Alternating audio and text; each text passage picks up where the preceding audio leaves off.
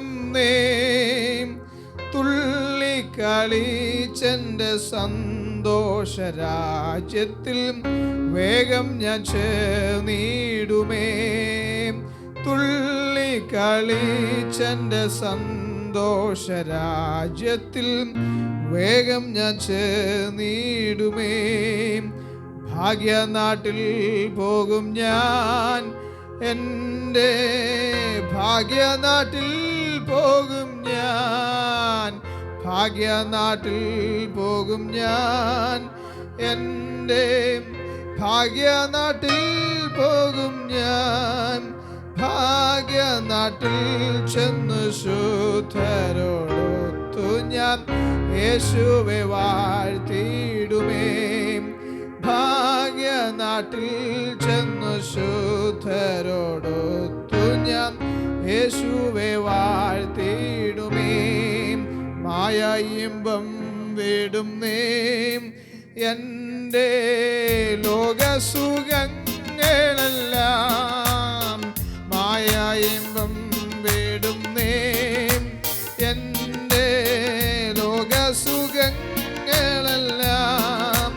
നായകനാമെൻ്റെ മന്നനെ ഓർത്തു ഞാൻ തൻ്റെ നാമത്തിനായി. നായകനാമെൻ്റെ മന്നനെ ഓർത്തു ഞാൻ തൻ്റെ നാമത്തിനായി. ഭാഗ്യനാട്ടിൽ പോകും ഞാൻ, എൻ്റെ ഭാഗ്യനാട്ടിൽ പോകും ഞാൻ, ഭാഗ്യനാട്ടിൽ പോകും ഞാൻ, എൻ്റെ ഭാഗ്യനാട്ടിൽ പോകും ഞാൻ. ഭാഗ്യനാട്ടിൽ ചെന്ന് ശുദ്ധരോടൊത്തു ഞാൻ, ഓ ഭാഗ്യനാട്ടിൽ ചെന്ന് ശുദ്ധരോടൊത്തു ഞാൻ യേശുവെ വാഴ്ത്തിടുമേ.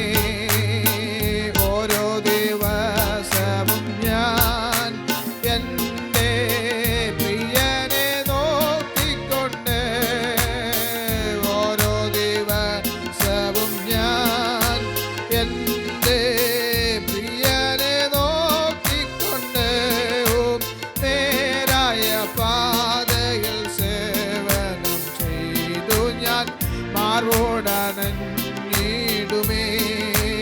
നേരായ പാതയിൽ സേവനം ചെയ്തു ഞാൻ മാർവോടണഞ്ഞിടുമേ. ഭാഗ്യനാട്ടിൽ പോകും ഞാൻ, ഓ എൻ്റെ ഭാഗ്യനാട്ടിൽ പോകും ഞാൻ, ഓ ഭാഗ്യനാട്ടിൽ പോകും ഞാൻ, എൻ്റെ ഭാഗ്യനാട്ടിൽ പോകും ഞാൻ. പ്രത്യാശയുടെ പാടിയാട്ടെ. ഓടൊത്തു ഞാൻ യേശുവോടൊത്തു അങ്ങനെ വാഴ്ത്തിടുമേ. ഓ ഭാഗ്യനാട്ടിൽ ചെന്ന് ശുദ്ധരോടൊത്തു ഞാൻ യേശുവെ വാഴ്ത്തിടുമേ. ഭാഗ്യനാട്ടിൽ ചെന്ന് ശുദ്ധരോടൊത്തു ഞാൻ യേശുവെ വാഴ്ത്തിടുമേ. ഞങ്ങളുടെ സ്വർഗീയ നല്ല കർത്താവേ, ഈ നല്ല പകൽവേളയ്ക്കായി ഞങ്ങൾ ദൈവത്തിന് നന്ദി കരേറ്റുന്നു. ആഴ്ചവട്ടത്തിന് ഒന്നാം നാൾ ഉയർപ്പിന്റെ പ്രഭാതത്തിൽ യേശു കർത്താവിനെ സത്യത്തിനും ആത്മാവിനും ആരാധിക്കുന്നതിന് പിന്നെയും കൂടി വന്ന ദൈവസഭയ്ക്കായി ഞങ്ങൾ സ്തോത്രം. വിശ്വാസ കുടുംബങ്ങൾക്കായി ദൈവജനത്തിനായി ഞങ്ങൾ സ്തോത്രം ചെയ്യുന്ന കർത്താവേ, ഇതുവരെ നടത്തിയ നല്ല നാമന് ഞങ്ങളുടെ സകലമാന മഹത്വം പുകഴ്ചയും അർപ്പിച്ചിരിക്കുന്ന കർത്താവേ, സാധുവിന്റെ നാവിനെ സമർത്ഥനായ എൻ്റെ ലേഖന്റെ എഴുത്തുകോലാക്കണം, ലാവണ്യമായ നഗരങ്ങളിൽ പകരുവാൻ പ്രാർത്ഥിക്കുന്നു. ജനഹൃദയങ്ങളെ ഒരുക്കി നല്ല നിലമാക്കിയിരുത്തണം. വാരി വിതർന്ന വിത്തുകൾ 30, 60, 100 മിന്നൽ ആക്കി വിളയത്തക്കവണ്ണം ജനത്തെ ഒരുക്കുവാൻ ദൈവത്തോട് പ്രാർത്ഥിക്കുന്നു. ദൈവജനത്തിനും വിടുതലിനെതിരെ വ്യാപരിക്കുന്ന മണ്ഡലങ്ങളെ യഹോവ അമർച്ച ചെയ്യണം കർത്താവേ. ആലയം പരിശുദ്ധ യഹോവയ്ക്ക് വിശുദ്ധമാകട്ടെ. പ്രാർത്ഥനകൾക്കും യേശു ക്രിസ്തുവിന്റെ നാമത്തിൽ തന്നെ. സന്തോഷത്തോടെ കർത്താവിനെ ഒരു പ്രാവശ്യം കൂടെ സ്തുതിച്ചാട്ടെ. ഹല്ലേലൂയ. സ്തോത്രം. അനുഗ്രഹിക്കപ്പെട്ട നല്ല നിമിഷങ്ങൾ ഓർത്ത് ഞാൻ കർത്താവിനെ വാഴ്ത്തി സ്തുതിക്കുന്നു. ഉയർപ്പിൻ്റെ പ്രഭാതത്തിൽ കർത്താവിനെ സ്തുതിപ്പാൻ ആരാധിപ്പാൻ കർത്താവ് ഒരുക്കി നല്ല സാവകാശങ്ങളൊക്കെ ഞാൻ കർത്താവിനെ വാഴ്ത്തി സ്തുതിക്കുന്നു.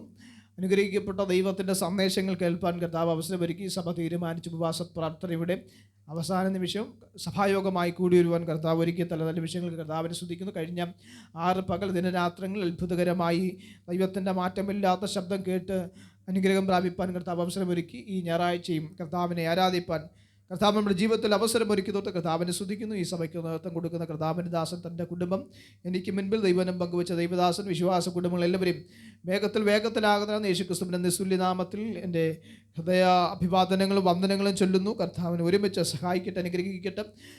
ആമുഖത്തിൻ്റെ അടിത്തറ അവസാനത്തെ കുത്തിട്ടുകൊണ്ട് വായിച്ച വാക്യത്തിലേക്ക്, തിരുവചനത്തിലേക്ക് ഞാൻ വേഗത്തിൽ പ്രവേശിപ്പാൻ ക്രിസ്തുവിൽ ആഗ്രഹിക്കുന്നു. എബ്രായർക്കെഴുതിയ ലേഖനം 12-ാം അധ്യായം അതിന് 24-ാമത്തെ വാക്യമാണ് ഇന്ന് പകലത്തെ ചിന്തയ്ക്ക് വേണ്ടി നമ്മൾ ആധാരമാക്കി വായിച്ചതും. വായിച്ച വാക്യം ഒന്നും കൂടി വായിക്കാം. 24. പുതിയ നിയമത്തിൻ്റെ മധ്യസ്ഥനായ യേശുവിനും ഹാബേലിൻ്റെ രക്തത്തെക്കാൾ ഗുണകരമായി സംസാരിക്കുന്ന പുണ്യാഹ രക്തത്തിനും അടുക്കലത്രേ നിങ്ങൾ വന്നിരിക്കുന്നത്. വിശുദ്ധ വേദപുസ്തകത്തിന് അനുഗ്രഹീതമായ പുസ്തകം, പുതിയ നിയമ പുസ്തകത്തിൻ്റെ ഈടുറ്റ ഗ്രന്ഥങ്ങളിൽ ദൈവസഭയ്ക്ക് കൈമാറിയ അനുഗ്രഹീതമായ ലേഖനങ്ങളിൽ ഒന്നാണ് എബ്രായർ ലേഖനം. വളരെ മികവുറ്റ തികവുറ്റ കാമ്പുള്ള അനുഗ്രഹീതമായ സന്ദേശം ഉപദേശം കൊണ്ട് കൈമാറിയ എബ്രായ ലേഖനത്തിൻ്റെ സമ്പുഷ്ടമായ 13 അധ്യായത്തിൻ്റെ 12-ാം അധ്യായത്തിൻ്റെ തിരുവചനത്തിൻ്റെ ചിന്തയാണ് നമ്മൾ ഈ പകൽ വായിച്ചു കേട്ടത്. നിരവധി തവണകൾ നമ്മൾ ഈ പുസ്തകത്തിലെ വാക്യം വായിക്കുകയും അനുഗ്രഹീതമായ ചിന്ത നമ്മൾ പങ്കുവെക്കുകയും ചെയ്തതാണ്. ആ ഭാഗം ഇങ്ങനെ നമ്മൾ വായിച്ചു നിർത്തിയല്ലോ, 2-3 തവണകൾ കേട്ടതാണ്. പുതിയ നിയമത്തിൻ്റെ മധ്യസ്ഥന യേശുവിനും ഹാബേലിൻ്റെ രക്തത്തെക്കാൾ ഗുണകരമായി സംസാരിക്കുന്ന പുണ്യാഗ രക്തത്തിനും അടുക്കലത്രേ നാം വന്നിരിക്കുന്നത്. ആ വാക്യം വായിച്ചപ്പോൾ ഏതാണ്ടുള്ള ചിന്തകളും ഏതാണ്ട് പ്രസംഗത്തിൻ്റെ സിംഹഭാഗവും നിങ്ങൾക്ക് മനസ്സിലായി കാണും. ഇന്ന് പകൽ ആരെക്കുറിച്ചാണ് സംസാരിക്കുന്നത്, ഇതിനെക്കുറിച്ചാണ് സംസാരിക്കുന്നതൊക്കെ നിങ്ങളുടെ ഹൃദയത്തിലൂടെയൊക്കെ ആ പല ചിന്തകളും വിചിന്തനങ്ങളും എന്നേക്കാൾ ശ്രേഷ്ഠപേരെ ചിന്തകളൊക്കെ നിങ്ങളുടെ ഹൃദയത്തിലൂടെ ഒരുപക്ഷെ കടന്നു പോയിരിക്കാം. പക്ഷേ ഇന്ന് പകൽ ആ ചിന്തകളൊക്കെ നിങ്ങൾ നിൽക്കുമ്പോൾ തന്നെ ദൈവം നൽകി ആത്മീയ ദൂത് കൈമാറി പ്രാർത്ഥിച്ച് ദൈവനത്തിൽ നിന്ന് വിടവാങ്ങുവാൻ ഞാൻ ക്രിസ്തുവിൽ ശരണപ്പെടുന്നു. നാം ഇന്ന് പകൽക്കാലം വന്നിരിക്കുന്നത് ദൈവത്തിൻ്റെ സന്നിധിയിലാണ്. തിരുവചനം നമ്മെ പഠിപ്പിക്കുന്നു, 2-3 പേർ യഹോവയുടെ നാമത്തിൽ എവിടെ കൂടി വരുന്നു അവിടെ യഹോവയുടെ സാന്നിധ്യം നിശ്ചയമായുമുണ്ട്. അങ്ങനെയെങ്കിൽ കൃപ പ്രാപിച്ച ഒരു കൂട്ടം ദൈവമക്കൾ കൂടിയിരിക്കുന്ന ഈ ആലയത്തിൻ്റെ അകത്ത് വാക്തത്വം പോലെ യഹോവയുടെ സാന്നിധ്യമുണ്ട്. സ്വത്രം അത് തിരിച്ചറിയുന്നവർക്കാണ് ഞാൻ കർത്താവിനെ സ്തുതിക്കുക. അക്ഷരീരികമായി നമ്മുടെ നഗ്നനേത്രങ്ങൾ കൊണ്ട് കാണാൻ കഴിയത്തില്ലെങ്കിലും, അക്ഷരീരികമായി നമ്മുടെ കർണപുടങ്ങൾ കൊണ്ട് കേൾക്കാൻ കഴിയത്തില്ലെങ്കിലും, നാം അനുഭവിക്കുന്ന ദൈവശക്തി, നാം തിരിച്ചറിയുന്ന ദൈവശക്തിയും കൊണ്ട്, നാം തിരിച്ചറിയുന്ന ദൈവസാന്നിധ്യം കൊണ്ട്, നാം കേൾക്കുന്ന ദൈവനത്തിൻ്റെ വാക്കുകൾ കൊണ്ട് നമുക്ക് മനസ്സിലാക്കാൻ സാധിക്കുന്ന ഒരു കാര്യമുണ്ട്. നമ്മുടെ വാഴ്ത്തപ്പെട്ടവൻ യേശു കർത്താവിൻ്റെ സാന്നിധ്യം വാക്തത്വം പോലെ ഹോളിനകത്ത് വ്യാപരിക്കുന്നുണ്ട്. സ്വത്രം അത് പലർക്ക് നമ്മുടെ ശരീരമണ്ഡലത്തിൽ പല രീതിയിൽ അത് തിരിച്ചറിയുവാൻ സാധിക്കുന്നുണ്ട്. സ്വത്രം പരിശുദ്ധാത്മാവിന്റെ ശക്തി വരുമ്പോൾ പലർക്ക് പല രീതിയിൽ അവരുടെ ശരീരമണ്ഡലത്തിൽ വ്യാപരിക്കാറുണ്ട്. ചിലർക്ക് ചൂടായി വ്യാപരിക്കുന്നു, ചിലർക്ക് തണുപ്പായി വ്യാപരിക്കുന്നു, ചിലർക്ക് പെരുപ്പായി വ്യാപരിക്കുന്നു, പല രീതിയിൽ വ്യാപരിക്കുന്നുണ്ട്. സ്വത്രം പരിശുദ്ധാത്മാവിന്റെ ശക്തി വരുമ്പോൾ ചിലർ തുള്ളിച്ചാടി കർത്താവിനെ ആരാധിക്കും, ചിലർ മൗനമായി കർത്താവിനെ ആരാധിക്കും, ചിലർ പരിശുദ്ധാത്മാവിന്റെ ശക്തി വരുമ്പോൾ കരഞ്ഞുകൊണ്ട് ദൈവത്തെ ആരാധിക്കുന്നു. ഞാൻ പറയട്ടെ, പരിശുദ്ധാത്മാവിന്റെ ശക്തി ഏറ്റവും കൂടുതൽ എൻ്റെ ശരീരമണ്ഡലത്തിനെ ആകർഷിക്കുന്ന സമയം ഞാൻ കർത്താവിനെ തുള്ളിച്ചാടി ആരാധിക്കാറുണ്ട്, മൗനമായി ആരാധിക്കുന്നു. പക്ഷേ അതിനേക്കാൾ ഉപരി പരിശുദ്ധാത്മാവിന്റെ ശക്തി എന്നെ പിടിച്ചു നിൽക്കാൻ കഴിയാതെ എൻ്റെ ആത്മമണ്ഡലത്തിലും ശരീരമണ്ഡലത്തിലും വ്യാപരിക്കും. ഞാൻ കരഞ്ഞുകൊണ്ട് കർത്താവിനെ ആരാധിക്കുന്ന സന്ദർഭങ്ങൾ ഒത്തിരിയായി ഞാൻ കണ്ടിട്ടുണ്ട്. സ്വത്രം അതെൻ്റെ ശരീരത്തിൽ ഒത്തിരി അനുഭവിപ്പാൻ കർത്താവ് അവസരം ഒരുക്കിയിട്ടുണ്ട്.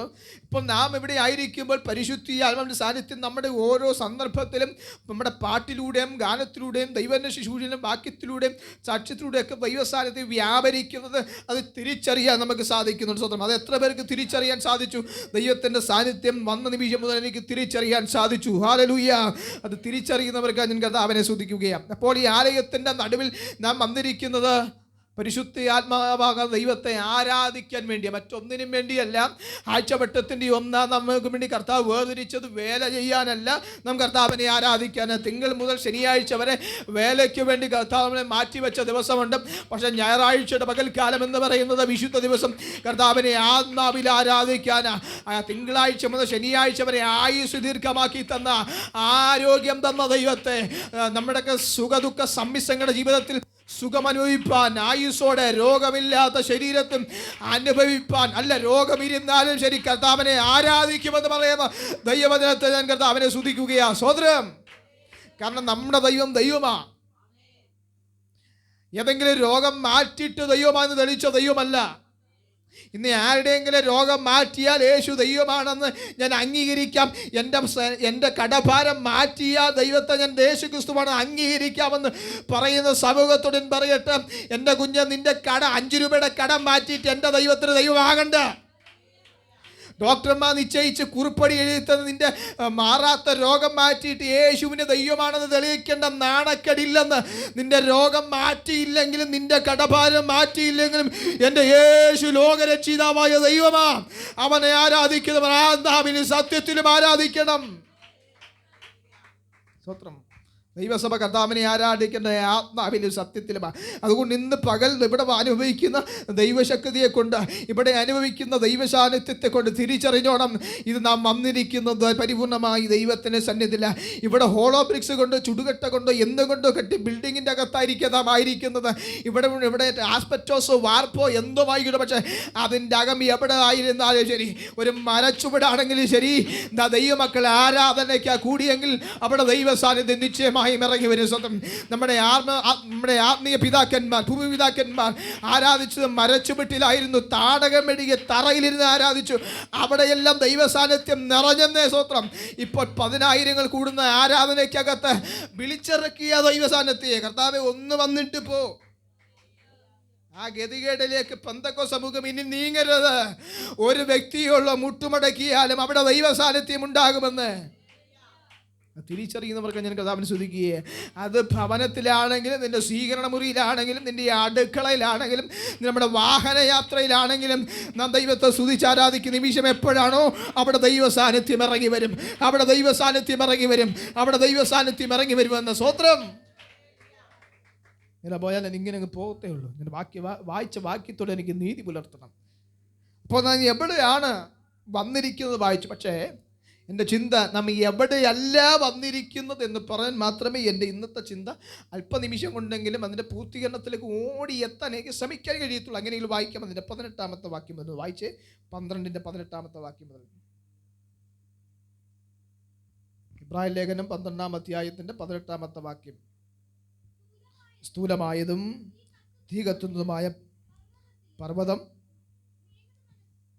മേഘതമസ്, കൂരിരുട്ട്, കൊടുങ്കാറ്റ്, കാഹളനാദം, വാക്കുകളുടെ ശബ്ദം എന്നിവയ്ക്കും അടുക്കലല്ലോ നിങ്ങൾ വന്നിരിക്കുന്നത്. അപ്പോൾ 12-ാം അധ്യായത്തിൽ 12-ാം അധ്യായത്തിൻ്റെ 18-ാമത്തെ വാക്യത്തിൽ പറയുന്നത് എവിടെയല്ല വന്നിരിക്കുന്നതാ. ശ്രദ്ധിച്ചു വായിക്കണം. സ്ഥൂലമായതും തീ കത്തുന്നതുമായ പർവ്വതത്തിനും മേഘതമസ്, കൂരിരുട്ട്, കൊടുങ്കാറ്റ്, കാഹളനാദം ഇവയ്ക്കൊന്നും അടുക്കലല്ല വന്നിരിക്കുന്നത്. എനിക്ക് ആ പദങ്ങളെല്ലാം ഒന്ന് വിശദീകരിച്ചാൽ സ്വത്രം ഈ ഒരാഴ്ച ഉപവാസത്തോടെ സമയം വേണ്ടി വരും.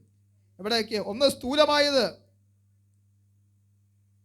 2 തീ കത്തുന്നതുമായ പർവ്വതം, മേഘതമസ്, കൂരിരുട്ട്, കൊടുങ്കാറ്റ്, കാഹളനാദം, വാക്കുകളുടെ ശബ്ദം. ഇവയെല്ലാം ഞാൻ പ്രത്യേകിച്ച് വിസ്തരിക്കേണ്ട കാര്യമില്ല. നിങ്ങൾക്ക് ഇതെല്ലാം എന്തെന്ന് മനസ്സിലായി. ഇതെല്ലാം ബാഹ്യമായ കാര്യങ്ങളാണ്. ഈ പുറത്ത് അന്തരീക്ഷത്തിൽ കാണുന്ന കാര്യങ്ങൾ ഇതെല്ലാം എക്സ്റ്റേണൽ സംഭവിക്കുന്ന ഇതെല്ലാം അതിൻ്റെ അടുക്കലല്ല നാം വന്നിരിക്കുന്നത്. പക്ഷേ ഇതല്ല നമ്മുടെ ചുറ്റുപാടുമില്ലേ ഈ പറഞ്ഞത്? തീ കത്തുന്ന പർവ്വതം, മേഘതമസ്, കൊടുങ്കാറ്റ്, കൂരിരുട്ട്, കാഹളനാദം, വാക്കുകളുടെ ശബ്ദം, ഇതെല്ലാം നമ്മുടെ ചുറ്റുപാടുമില്ലേ? ഇപ്പോഴും നിങ്ങൾ വാക്കുകളുടെ ശബ്ദം കേട്ടുകൊണ്ടിരിക്കുകയല്ലേ? എൻ്റെ ശബ്ദം നിങ്ങൾ കേട്ടുകൊണ്ടിരിക്കുകയല്ലേ? നേരത്തെ ദേവാസം കാഹളത്തിൻ്റെ കാര്യം പറഞ്ഞു. അതുപോലെയുള്ള ശബ്ദങ്ങൾ കേട്ടുകൊണ്ടിരിക്കുകയല്ലേ? കൊടുങ്കാറ്റ് നമ്മുടെ ജീവിതത്തിൻ്റെ മേലല്ലേ? അത് നമ്മൾ കേട്ടുകൊണ്ടിരിക്കുകയല്ലേ? കൂരിരുട്ടില്ലേ? ഇതെല്ലാം നമ്മുടെ ജീവിതത്തിൻ്റെ സമസ്ത മേഖലയുമില്ലേ? പക്ഷെ ഒരു ദൈവവൈദ്യനെ സംബന്ധിച്ചോളം, ഒരു വിശ്വാസിയെ സംബന്ധിച്ചിടത്തോളം ആരാധനയ്ക്കായി കടന്നു വരുമ്പോൾ, കർത്താവിനെ സ്തുതിക്കാൻ വരുമ്പം ഇതിൻ്റെ അടുക്കലല്ല വന്നിരിക്കുന്ന പറയുന്നത്. പിന്നെ എവിടെയാ വന്നിരിക്കുന്ന? 24-ാം അധ്യായത്തിൽ നമ്മൾ വായിച്ച് 24-ാമത്തെ വാക്യം നമ്മൾ വായിച്ച് കേട്ടത്. അപ്പോൾ നമ്മൾ 18-ാമത്തെ വാക്യത്തിലല്ല വന്നിരിക്കുന്നത്. അതിൻ്റെ ഭാഗം പിടിക്കുക, സമയമില്ല. ഇപ്പോൾ നമ്മൾ വന്നിരിക്കുന്നത് ഇങ്ങനെ എഴുതിയിരിക്കുന്ന നശിച്ചു പോകുന്ന സാഹചര്യങ്ങളുടെ നടുവിലല്ല നാം വന്നിരിക്കുന്നത്. പർവ്വതത്തിൻ്റെ അടുത്ത് വന്നിട്ട് നമുക്ക് എന്താ ഗുണം? എന്താ? കൂരിട്ടിൽ നമ്മൾ ഇരുന്നിട്ട് എന്താ പ്രയോജനം? കൊടുങ്കാറ്റിൽ നമുക്കിരുന്ന് എന്തെങ്കിലും പ്രയോജനമുണ്ടോ? തീയുടെ അടുത്ത് പോലും എന്തെങ്കിലും പ്രയോജനമുണ്ടോ നമുക്കല്ലാതെ? ബാഹ്യമ എന്തെങ്കിലും കാണാൻ ഞാൻ ആത്മീയത്വം മാത്രം ചിന്തിക്കുന്നത്. കാഹളനാദം, വാക്കുകളുടെ ശബ്ദം, ചുമ്മാ കിടന്ന് അലയ്ക്കുന്നതിൻ്റെ കൂട്ടത്തിൽ പോയി നമുക്ക് എന്തെങ്കിലും പ്രയോജനം ഉണ്ടാവും? ഒരു പ്രയോജനമില്ല. പക്ഷേ ഒരു ദൈവവൈതൽ ഇന്ന് പകൽ വന്നിരിക്കുന്നത് 18-ാമത്തെ വാക്യത്തിൽ പറഞ്ഞ അത്രയും സംഭവത്തിൻ്റെ മുൻപിലല്ല. പിന്നെയോ നാം എവിടെ വന്നിരിക്കുന്നതാണ്? 24 വാക്യത്തിൽ വായിച്ചു, പുതിയ നിയമത്തിൻ്റെ മധ്യസ്ഥൻ. നാം എല്ലാം ജീവിക്കുന്നത് പുതിയ നിയമസഭയില, പുതിയ നിയമ കാലഘട്ടത്തിലാണ്. അപ്പോൾ പുതിയ നിയമത്തിൻ്റെ മധ്യസ്ഥനായ, ഒന്നുകൂടി പറഞ്ഞാൽ പുതിയ നിയമത്തിൻ്റെ മധ്യസ്ഥൻ, ഏക മധ്യസ്ഥൻ. ഒത്തിരി മധ്യസ്ഥന്മാരൊക്കെ ഇവിടെയൊക്കെ വിലസുന്നുണ്ട്. അതൊന്നും മധ്യസ്ഥന്മാരല്ല. ആ മധ്യസ്ഥന്മാർക്കൊക്കെ ലിമിറ്റേഷൻസ് ഉണ്ട്, പരിധികളുണ്ട്, പരിമിതികളുണ്ട്. അതിനൊക്കെ സമയക്രമീകരണങ്ങളുണ്ട്. നിശ്ചിതമായ സമയം കഴിയുമ്പോൾ ഈ മധ്യസ്ഥൻ്റെ ആയുസ്സും തീരും. ആ മധ്യസ്ഥനെ കുറിച്ചല്ല ഇവിടെ പറയുന്നു. പുതിയ നിയമത്തിന് യേശു ക്രിസ്തുവിൻ്റെ രക്തത്താൽ വീണ്ടെടുക്കപ്പെട്ട ദൈവസഭയാകുന്ന നമുക്കെല്ലാവർക്കും യേശു ക്രിസ്തുവിനെ ആരാധിക്കാൻ ഈ തലമുറയിൽ ഭാഗ്യം ലഭിച്ച നമുക്കെല്ലാവർക്കും പരിശുദ്ധാത്മാവാം ദൈവം ഉയർത്തി നൽകിയ ഏക മധ്യസ്ഥൻ അത് യേശു കർത്താവ് മാത്രം. ഒന്നും കൂടി പറയാം. എൻ്റെ പ്രഭാഷണ പരമ്പരയിൽ ഞാൻ പറയുന്ന, എൻ്റെ കവല പ്രസംഗങ്ങളിൽ ഞാൻ പറയുന്ന വാക്കുകൾ ഒന്നുകൂടി പറയാം. എല്ലാ രക്ഷകന്മാരുടെ കൂട്ടത്തിൽ ഒരു രക്ഷകരെയല്ല, ഏക രക്ഷകർ യേശു കർത്താവ്. എല്ലാ കർത്താക്കന്മാരുടെ കൂട്ടത്തിൽ ഒരു കർത്താവിനെയല്ല, ഏക കർത്താവ്, ഏക രക്ഷിതാവ്. അത് നമ്മുടെ വാഴ്ത്തപ്പെട്ടവർ യേശു കർത്താവ് മാത്രം. സ്തോത്രം.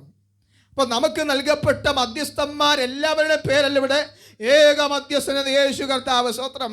ആ മധ്യസ്ഥനെ ആരാധിക്കാൻ കൃപ ലഭിച്ച മക്കൾക്ക് ഞാൻ കർത്താവിനെ സ്തുതിക്കുകയാ. ഈ മധ്യസ്ഥന്മാരുടെ പ്രത്യേകത എന്താ? നമ്മളും ചില സമയത്ത് മധ്യസ്ഥന്മാരെ വെക്കാറുണ്ടല്ലോ. എന്തിനൊക്കെയാ? നമുക്ക് പരിഹരിക്കാൻ, അല്ലെങ്കിൽ രണ്ടുപേർക്ക് പരിഹരിക്കാൻ കഴിയാത്ത വിഷയം വരുമ്പോൾ നമ്മളൊരു മധ്യസ്ഥനെ വിളിക്കാറുണ്ട്. ഭാര്യയും ഭർത്താവും തമ്മിൽ ഒരു പ്രശ്നമുണ്ടാകുമ്പോൾ അവരുടെ പ്രശ്നത്തിന് പരിഹാരം അവർക്ക് തമ്മിൽ കാണാൻ കഴിയാത്ത സന്ദർഭങ്ങളിൽ നമ്മളൊരു മധ്യസ്ഥനെ വെക്കാറുണ്ടല്ലേ. ചിലരുണ്ട് മധ്യസ്ഥന്മാരെ വിളിച്ചു വരുത്തിട്ട് മധ്യസ്ഥം പറയുന്നത് കേൾക്കത്തില്ല. ഇവർ രണ്ടും കൂടെ പറയുന്നത് മധ്യസ്ഥം കേൾക്കണം. പിന്നെ അങ്ങനെയുണ്ട്. അയൽവക്കക്കാർ തമ്മിൽ വഴക്കുണ്ടാകുമ്പോൾ, അതിന് പ്രശ്നം നടക്കുമ്പോൾ ആ പ്രശ്നം പരിഹരിക്കാൻ മധ്യസ്ഥനെ നമ്മുടെ വാർഡ് മെമ്പറോ കൗൺസിലറിനെ നമ്മൾ വിളിക്കാറില്ലേ. ഒരു വാഹനം തമ്മിൽ അപകടം ഉണ്ടാകുമ്പോൾ അവർക്ക് പ്രശ്നപരിഹാരത്തിന് മധ്യസ്ഥയ്ക്ക് വേണ്ടി നമ്മൾ രാഷ്ട്രീയ നേതാക്കന്മാരെ, ഇവിടെ നിയമപാലകരെ നമ്മൾ വിളിക്കാറില്ലേ. മധ്യസ്ഥന്റെ ജോലി ഇവരെ രണ്ടുപേരെ സമന്വയിപ്പിച്ച് സമാധാനത്തോട് പറഞ്ഞു വിടുക എന്നുള്ളതാണ് ഈ മധ്യസ്ഥന്റെ ജോലി. അപ്പോൾ പിതാവായ ദൈവത്തെ തമ്മിൽ ഈ പാപത്തിന്റെ പടുകുഴിയിൽ ആണ്ടുകിടുന്ന സമൂഹത്തെ രക്ഷിക്കാൻ നമുക്ക് നൽകപ്പെട്ട പുത്രനായ ക്രിസ്തു എന്ന മധ്യസ്ഥന് വേണ്ടി നമുക്ക് ഒരുമിച്ച് ആരാധിപ്പാൻ ലോകത്ത് ലഭിച്ച നല്ല ഭാഗ്യപദവിക്കാൻ ഞാൻ കർത്താവിനെ സ്തുതിക്കുക. നമുക്ക് ലഭിച്ച മധ്യസ്ഥൻ പിതാവായ ദൈവം നമുക്ക് നൽകിയ പുത്രനായ ക്രിസ്തുവാ നമുക്ക് ലഭിച്ച ഏക മധ്യസ്ഥൻ. സ്വതം ആ മധ്യസ്ഥന്റെ അടുക്കൽ ഒക്കെ നമ്മൾ വന്നിരിക്കുന്നത്. ആ മധ്യസ്ഥന്റെ പ്രത്യേകതയാണ് വായിച്ചത്. ഹാബേലിന്റെ രക്തത്തെക്കാൾ ഗുണകരമായി സംസാരിക്കുന്ന പുണ്യാക രക്തം ആണ് ഈ മധ്യസ്ഥന്റെ രക്തം. അപ്പൊ ഹാബേലിന്റെ രക്തത്തിന്റെ പ്രത്യേകത അവിടെ ഒന്ന് ചൂണ്ടിക്കാണിച്ചു. ഹാബേലിന്റെ രക്തത്തിന്റെ പ്രത്യേകത എന്താ? ഹാബേലിൽ നിങ്ങൾക്ക് എല്ലാവർക്കും അറിയാലോ. എന്താ ഹാബേൽ? ഹാബേൽ ആരുടെ സഹോദരനായിരുന്നു? കയീന്റെ സഹോദരൻ. ഒരു സുപ്രഭാതത്തിൽ രണ്ടും കൂടെ ആരാധനയ്ക്ക് പോയതാ. സ്വത്രം. ആരാധനയ്ക്ക് പോയി രണ്ടുപേരും ആരാധന കഴിച്ചു. ഒരാടെ ആരാധനയിൽ ദൈവം പ്രസാദിച്ചു. ആരുടെയാ? ഒരാടെ ആരാധന ദൈവം പ്രസാദിച്ചില്ല.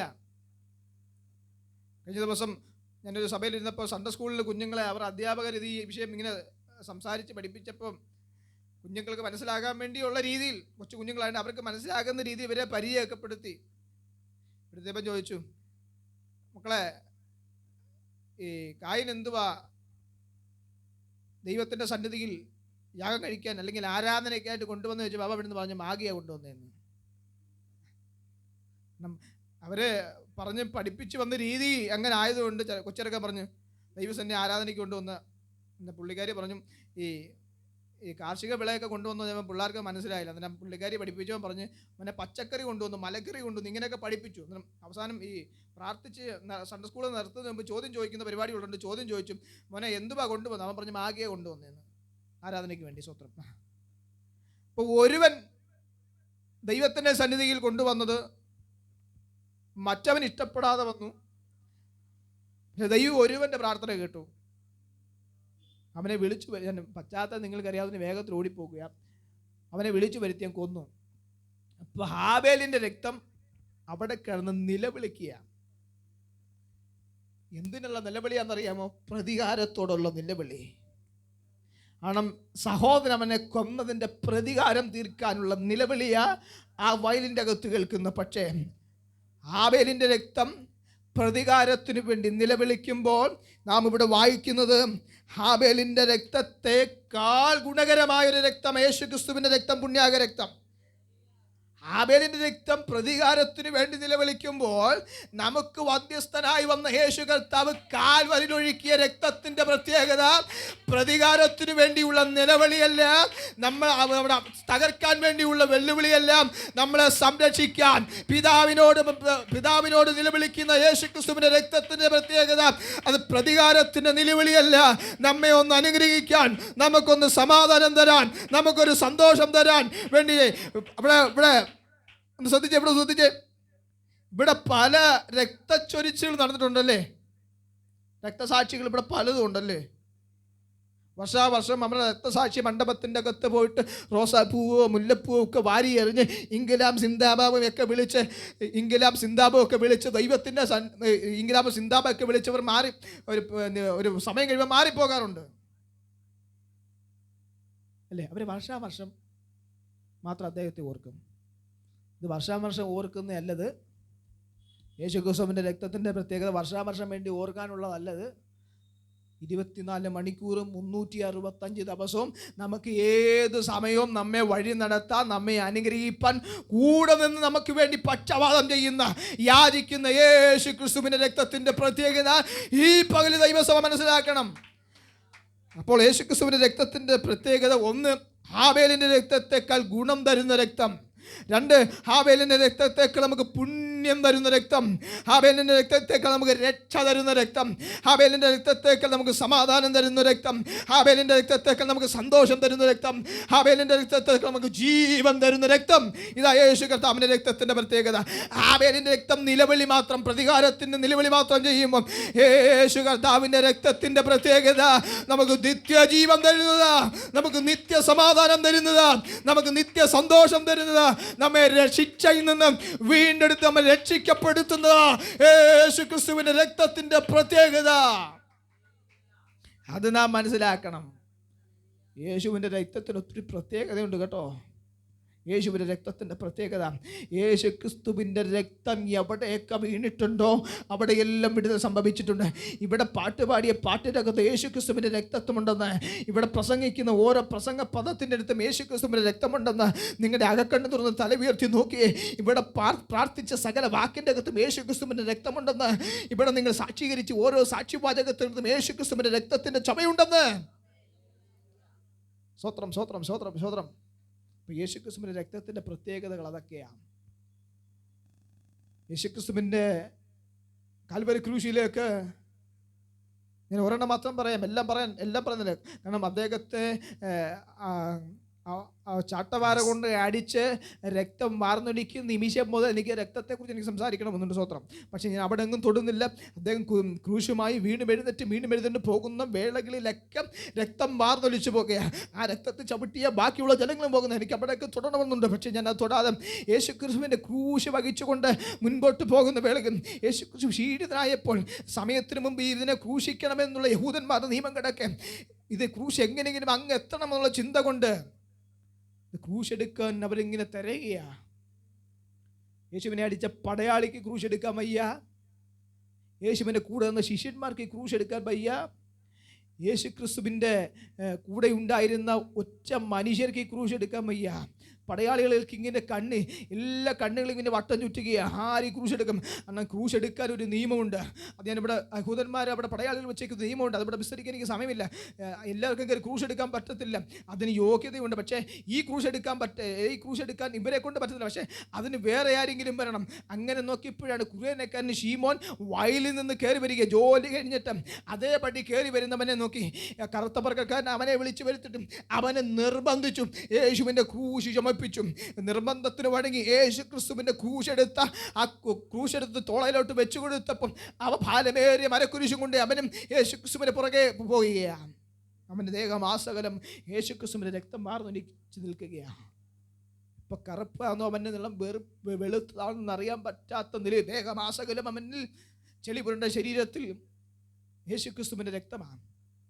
ക്രൂശ് കൊണ്ട് കൊടുത്ത അതേപടി, ഞാൻ അങ്ങനെ ചിന്തിക്കുക, അതേപടി തിരിച്ച് ഭവനത്തിലേക്ക് വരികയും ജോലി കഴിഞ്ഞ് എന്നും വീട്ടിലേക്ക് വരേണ്ട സമയം കഴിഞ്ഞ കുറേനക്കാരൻ ശീമോൻ താമസിച്ചപ്പോൾ ഭാര്യയ്ക്കകത്ത് വിങ്ങലുണ്ടായി കാണാം, മക്കൾക്ക് ആകാംക്ഷ ഉണ്ടായി കാണാം. പക്ഷേ ദൂരവേ കടന്നു വന്ന കുറേനക്കാരൻ ശീമോനെ ഒരു പക്ഷേ തിരിച്ചറിയാൻ പറ്റാത്ത വിധം ചോരയായി കാണാം ദേഹമാസകലം.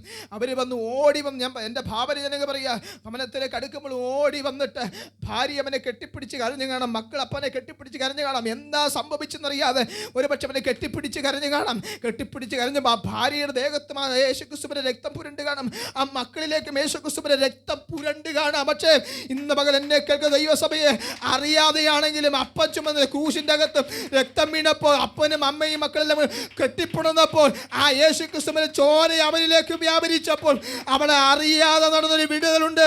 യേശുക്രിസ്തുവിന്റെ രക്ഷ നൽകുന്ന പുണ്യാക രക്തം ആ മക്കളിലേക്ക് വ്യാപരിച്ചപ്പോൾ നിർബന്ധത്തിന് വഴങ്ങിയാണെങ്കിലും യേശുക്രിസ്തുവിന്റെ ക്രൂശ് ചുമന്ന കുറേനക്കാരനായ ശീമോന്റെ തലമുറകള് പിന്നത്തെ ക്രിസ്തുവിൽ പ്രസിദ്ധനായ അലക്സാണ്ടർ റൂബസും ആക്കി മാറ്റിയെങ്കിൽ എന്നെ കേൾക്ക ദൈവസഭ, ഒരുപക്ഷെ നീ നിർബന്ധം വഴങ്ങിയായിരിക്കും ഈ ദൈവസഭയ്ക്കകത്ത് വന്നത്. ആരെങ്കിലും പറഞ്ഞ സുവിശേഷം കേട്ടായിരിക്കാം നീ യേശുവിനെ അറിഞ്ഞത്, നീ ആരെങ്കിലും നിർബന്ധിച്ചിട്ടായിരിക്കാം പ്രാർത്ഥനയ്ക്കകത്ത് വന്നത്. പക്ഷേ യേശുക്രിസ്തുവിന്റെ രക്തം നിന്നിലേക്ക് വീണിട്ടുണ്ടെങ്കിലും, യേശുക്രിസ്തുവിന്റെ രക്തത്തിന്റെ തുള്ളി നിന്നിലേക്ക് വീണിട്ടുണ്ടെങ്കിൽ ദൈവം തരുന്ന രക്ഷ വലുതാണ്, ദൈവം തരുന്ന സമാധാനം വലുതാണ്, ദൈവം തരുന്ന സന്തോഷം വലുതാണ്, ദൈവം തരുന്ന വിടുതൽ വലുതാണ്. നിന്റെ തലമുറകളെ, നിന്റെ ഭാര്യ ഭർത്താക്കന്മാരെ പിന്നത്തെ ക്രിസ്തുവിൽ പ്രസിദ്ധരാക്കാൻ ഈ രക്തത്തിന് കഴിയുമെന്ന്, ഈ രക്തത്തിന് ആ വിടുതൽ നൽകാൻ കഴിയുമെന്ന്. യേശുവിന്റെ രക്തത്തിന് അങ്ങനെ വിടുതൽ നൽകിയെങ്കിൽ എന്നെ കേൾക്കും ദൈവസഭയെ ഓർത്തോ, നീ ചുമന്ന ഈ ക്രിസ്തുവിൻ്റെ പെട്ടക നിമിത്തം, ഞാൻ ചുമന്ന ഈ ക്രിസ്തുവിൻ്റെ പെട്ടക നിമിത്തം പിന്നത്തേതിൽ ഇന്നല്ല 2024 ഒരുപക്ഷെ നടന്നില്ലെന്ന് വരാം, 2025 നടന്നില്ലെന്ന് വരാം, ഒരുപക്ഷെ നിന്റെ കണ്ണടഞ്ഞ് വർഷങ്ങൾ കഴിഞ്ഞിട്ടായിരിക്കാം നിന്റെ തലമുറകൾ ദൈവം ക്രിസ്തുവിൽ പ്രസിദ്ധരാക്കിയിരിക്കും നിശ്ചയമായും. കാരണം ഞാൻ ചുമന്ന ഈ പെട്ടകം, നമ്മിൽ വീണ യേശു ക്രിസ്തുവിന്റെ രക്തത്തിന്റെ പ്രത്യേകത, അത് ഇന്നല്ലെങ്കിൽ നാളെ ഇവിടെ അനധിവിദൂര ഭാവിയിൽ നമ്മുടെ തലമുറകളുടെ ഗതിയെ മാറ്റിമറിക്കുമെന്ന്, നമ്മുടെ തലമുറയുടെ ഭാവിയെ മാറ്റിമറിക്കുമെന്ന്, അതിന് ഈ രക്തത്തിന് ശക്തിയുണ്ടെന്ന്. സ്വത്രം സ്വത്രം സ്വതം. ഈ യേശുവിന്റെ രക്തം ഒന്ന് പറഞ്ഞു നോക്കി. യേശു ക്രിസ്തുവിന്റെ രക്തം നമ്മൾ ജോലി ചെയ്യുമ്പോഴും നമ്മൾ പ്രാർത്ഥിക്കുമ്പോഴും ഒക്കെ ഒന്ന് പറഞ്ഞു നോക്കി. അഭിഷേകം പ്രാപിക്കാത്തവരുണ്ട്, അഭിഷേകം പ്രാപിക്കാത്തവർ, അന്യഭാഷ പറയാത്തവർ. ഞാൻ എല്ലാവരും ഇവിടെ പറയുന്നത് കേട്ടില്ല, അതുകൊണ്ട് കൈവെക്കാതിരിക്കരുത്. അഭിഷേകം പ്രാപിക്കാത്തവർ കൈവെക്കാനാണ് പറഞ്ഞത്, അന്യഭാഷ പറയാത്തവർ. സ്വത്രം. നിങ്ങൾ ഈ യേശുവിൻ്റെ രക്തത്തിലൊന്ന് ആശ്രയിച്ചേ, യേശു ക്രിസ്തുവിൻ്റെ രക്തം ഒന്ന് പറഞ്ഞേ. നിങ്ങൾ വ്യാപരിക്കുന്നൊരു ദൈവശക്തിയുണ്ട്, നിങ്ങൾ ഇറങ്ങി വരുന്ന ദൈവ സാന്നിധ്യമുണ്ട്. സ്വത്രം. ദൈവദാസന്മാർ ഇവിടെ പാടുമ്പോൾ ആരാധിക്കുമ്പോൾ നിങ്ങൾക്ക് അന്യഭാഷ ലഭിച്ചില്ല, നിങ്ങൾ കരമടിച്ച് സ്വത്രം മാത്രം എന്ന് പറഞ്ഞേ, യേശുവിൻ്റെ രക്തം മാത്രം എന്ന് പറഞ്ഞേ, നിങ്ങൾ ഇറങ്ങി വരുന്ന ദൈവ സാന്നിധ്യമുണ്ട്. സ്വത്രം. യേശു ക്രിസ്തുവിൻ്റെ രക്തത്തിൽ ഒരു പ്രത്യേകത പറഞ്ഞ് വേഗത്തിൻ്റെ വാക്കുകൾ സംസാരിക്കാൻ പോകുകയാണ്. ഞാൻ പുസ്തകം അടക്കിയ, കാരണം ആ സമയം പോകുന്നു. യേശു ക്രിസ്തുവിൻ്റെ രക്തത്തിൻ്റെ പ്രത്യേകത, അത് സകല ബന്ധനങ്ങളും അഴിയുന്നതാണ്. യേശു ക്രിസ്തുവിൻ്റെ രക്തം പറയുമ്പോൾ അത് സകല രോഗങ്ങളും മാറുന്നതാണ്. യേശു ക്രിസ്തുവിൻ്റെ രക്തം പറയുമ്പോൾ സകല ഭാവവും സകല ശാപവും വിട്ടുമാറുന്നതാണ്. മാസങ്ങൾക്ക് മുൻപ്, വർഷങ്ങൾക്ക് മുൻപ് ഒരു പൈതലിന് ബോധോപദ്രവമുണ്ടായി. സകല ഭാഷന്മാരെ ചെന്ന് പ്രാർത്ഥിച്ചു, നടന്നില്ല, സൗഖ്യം നടന്നില്ല. കേരളത്തിൽ അറിയപ്പെടുന്ന സകല ദൈവദാസന്മാരെ വിളിച്ച് പ്രാർത്ഥിച്ചു, സൗഖ്യമുണ്ടായില്ല. അവനെൻ്റെ മുറിക്കകത്ത് പൂട്ടിയിടേണ്ടി വന്നു.